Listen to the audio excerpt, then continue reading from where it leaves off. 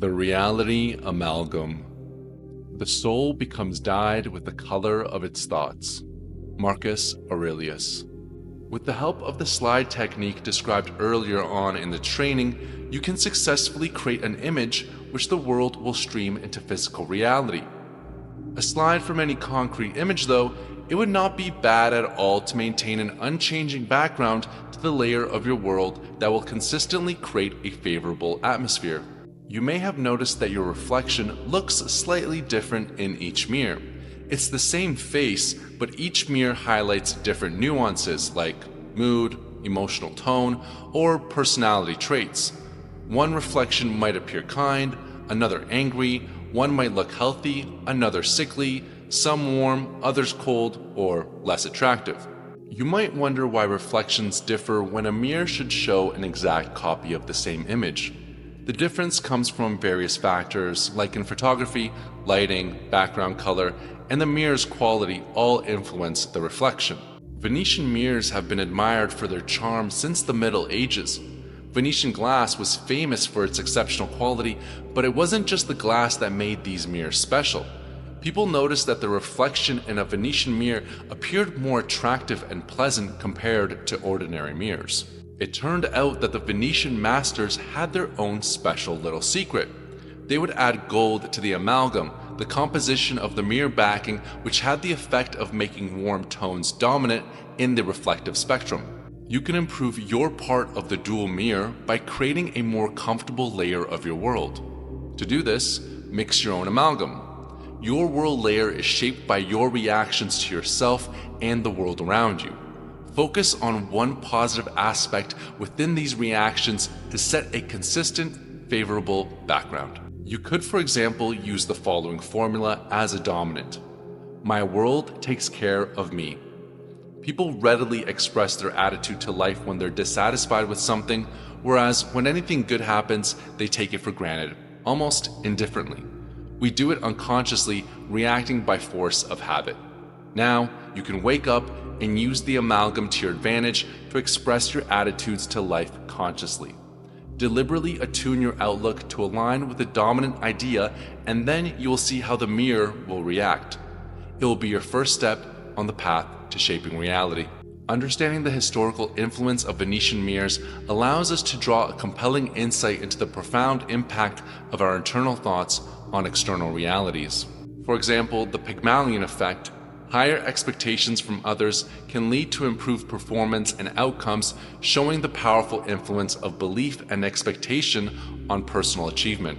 Alternatively, the Golem effect, which states that low expectations from others can lead to decreased performance and outcomes, emphasizing the detrimental impact of negative beliefs and expectations on personal achievement. The Pygmalion in the classroom studies showed that when teachers were led to expect enhanced performance from certain children, the performance of those children improved. Teachers were informed that certain students showed exceptional potential for intellectual growth. Unbeknownst to the teachers, these students were randomly selected and their potential was not based on any objective assessment.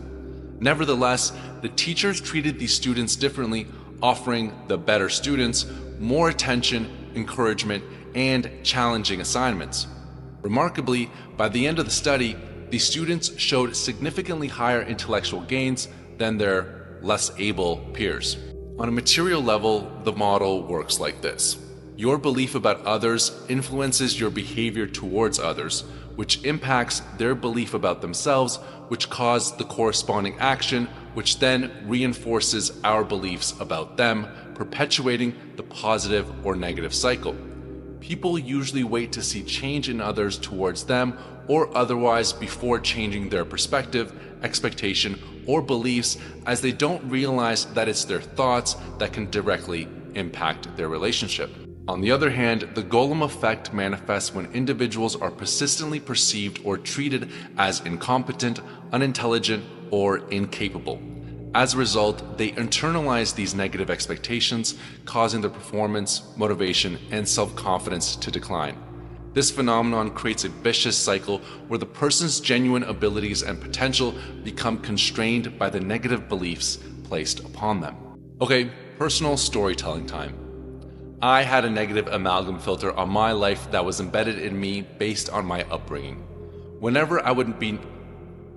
Okay, personal storytelling time. I had a negative amalgam filter on my life that was embedded in me based on my upbringing. Whenever I would be noticeably down, my father would mindlessly say to me, Vlad, there's this old Romanian proverb we used to say, Sunt doar zile bune și ani greu, which directly translates to, there are only good days and hard years. And he would then explain it to me every time, adding, if you're lucky, you could only look forward to a good day once in a while or a few times per year. The rest is suffering. There exists for everyone a sentence, a series of words that has the power to destroy you. Another sentence exists, another series of words that could heal you. If you're lucky, you get the second, but you can be certain of getting the first. Philip K. Dick. Think twice before you speak, because your words and influence will plant seed of either success or failure in the mind of another. Napoleon Hill. When you were a child, the world truly looked after you, though you may not have noticed or valued it at the time. Think back, perhaps to visits at your grandmother's house where the kitchen smelled of baking, or moments by a riverbank with a fishing rod or sledding down a hill. Do you remember the feeling of security and serenity? Back then, the world cared for you, and while you may have sensed it, you didn't give it much thought. Even when you threw tantrums, the world remained patient and kind, as if gently saying, "What's wrong, little one? Let's clean up the mess." As you grew, the world continued to offer its gifts, new experiences, joys, and surprises, caring for you like a favorite child. You enjoyed life in the moment, unaware of how special it was. Only later, looking back, do you realize how good things were compared to now? So why is it then that with time all life's colors fade and light serenity is replaced with anxious concern? Perhaps it is because as we grow older, the number of problems we have to deal with increases? No, it is because as we grow up, we adopt the tendency to express a negative attitude. Dissatisfaction is a more powerful feeling than the satisfaction that comes from comfort and being at peace. Not realizing that we're already happy despite everything, we start demanding more from the world. The requests grow bigger and we become spoiled and ungrateful. Eventually, the world can't keep up with these growing needs and we begin to complain. You're bad. You don't give me what I want. You don't care for me. This negativity becomes charged with unfulfilled desires of the soul and the fickle demands of the mind. The world is a mirror, and so it can only reflect back what you project. It says, "As you wish, my dear, let it be your way." If your thoughts are negative, reality changes for the worse. This leads to more dissatisfaction, further damaging your outlook on life. Over time, the once favored child becomes a bitter complainer, feeling shortchanged by life and convinced the world owes them something. It is a sorry picture. People do not remember that they were the ones to ruin it all. Noticing unpleasant features in the mirror's reflection, people focus on them, making negativity an automatic response. This focus worsens the situation, dimming both the reflection and the image. Over time, their world loses its brightness, becoming increasingly dull and uncomfortable. You can easily bring back the calm, serenity, childhood joy, sense of newness, hope, and zest for life. It's simpler than you think. You don't need to believe it, just try. Most people don't realize that they can renew their world by changing their relationship to reality. Your perception shapes your world. This isn't about blind optimism, but taking real steps to shape your reality. From this moment onwards, whatever happens, make it a rule to consciously control your outlook on life. Things may not be perfect, but they're not as bad as they could be. The sky isn't falling, the ground isn't burning, and no wild animals are chasing you. The world once embraced you warmly, fed you with grandma's cakes, and filled your days with stories. As you grew, a wall of estrangement formed. Warmth turned to distance, trust to fear, and friendship to cold calculation. Still, the world didn't abandon you. It simply grew quiet, walking beside you like an old friend hurt by your indifference. Look around you. The world is still taking care of you. They planted these flowers and these trees for you. You do not pay any attention to the sun, sky, or clouds, but imagine what life would be like if they were not there. In the evenings, after a hard day's work, you can enjoy a moment of relaxation and comfort while outside it pours down with rain and a cold wind blows. The world still feeds you and puts you to bed. The world looks at you and sighs in longing for those happier times, yet you turn away and fall asleep, thoroughly convinced that the world is not what it used to be and that the past can never be retrieved. The world has not changed, just as a mirror never changes. It is your relationship to the world that has changed, and with it, reality as a reflection of your thoughts. Wake up and open your eyes and look around. It's the same world that once cared for you and brought you joy. Imagine how happy you will be when you finally break free from the illusion. Now that you're together again, things can return to how they were. Never offend this loyal companion with ingratitude again. Most importantly, don't rush. According to the third principle, the world needs time to reflect your renewed outlook. Be patient and stay consistent. This is part of your work in shaping your reality. Your task is simple. In all situations, good or bad, affirm your amalgam formula. When something good happens, remind yourself that the world is truly taking care of you. Acknowledge this in even the smallest details of life. If something disappointing occurs, still affirm that everything is unfolding as it should, following the principle of coordination of intention. No matter what happens, keep your reaction steady. The world is always taking care of you. When things go well, notice and appreciate it. If things don't, trust the principle of coordination of intention to keep you on a successful path. You don't need to know what dangers the world is shielding you from or how. It's enough to trust the world. Learn to trust. When faced with challenges, people tend to rely only on themselves, saying, "I'll handle it, I'll do it myself." In response, the world steps back and says, Okay, my darling, go ahead on your own, run along without my help then." Break this cycle of mistrust. Whenever you face a problem, big or small, tell yourself, "I let my world take care of me." This doesn't mean doing nothing. It means trusting that things will naturally work out. The mirror will reflect your belief perfectly. If that's how you see it, then so it will be.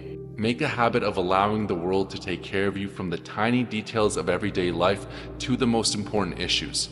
If you've walked out the door without an umbrella and it looks as if it might rain, do not head back inside. Tell yourself, "My world and I are going for a walk." Tell your world, "You will look after me, won't you?" Your world will of course answer you, "Of course, my darling." You can rely on your world. It will not rain, and if it does, the world will provide you with somewhere to shelter just in time. If things do not turn out so successfully, do not be offended or doubt bitterly whether the world takes care of you. Remember that you are standing in front of a mirror. All the mirror does is reflect your mental outlook, no more, no less. There's no point in getting upset, and even less so on battling with your doubts. It is useless. Leave room for mistakes and setbacks. The most important thing is to hold your overall course. You can rely on the world if you let it take care of you. You can't solve every problem on your own, but the world can. It has far greater capacity than you. For example, you can't avoid all threats through inner intention because your world intersects with many others. Instead of focusing on your own safety, focus on creating a world that protects and takes care of you. Then, the world's intention will work in your favor. You can even choose an amalgam that suits your needs best, such as, "My world chooses the best for me," "When I go with the flow, the world meets me halfway," "I create my world with my intention," "My world protects me," "My world solves my problems," "My world makes life easy and comfortable," "I place an order and my world fulfills it," "I may not know what's best, but my world does," "Everything contributes to my intention," and all happens as it should. You create your own unique amalgam, or even several if you need to. The key is patience and persistence. Repeat your formula regularly until it becomes a habit. Once it does, everything will flow effortlessly. This simple technique is the key to a force more powerful than you would ever expect. You control reality by controlling your relationship to the world. The dual mirror will reflect areas of the alt space where the world supports your well-being. Over time, you'll create a comfortable and fulfilling reality. Prepare yourself for a magnificent cascade of pleasant events. We are not over-exaggerating for a moment. The layer of your world will literally become transformed in front of your very eyes. You will not be surprised at how quickly things start to change, and in this moment, you will realize that you will never look at the mirror of the world in the same way again. You will have experienced the rising wind of change. The wind will take care of you. You can be sure of that. And remember, my world takes care of me.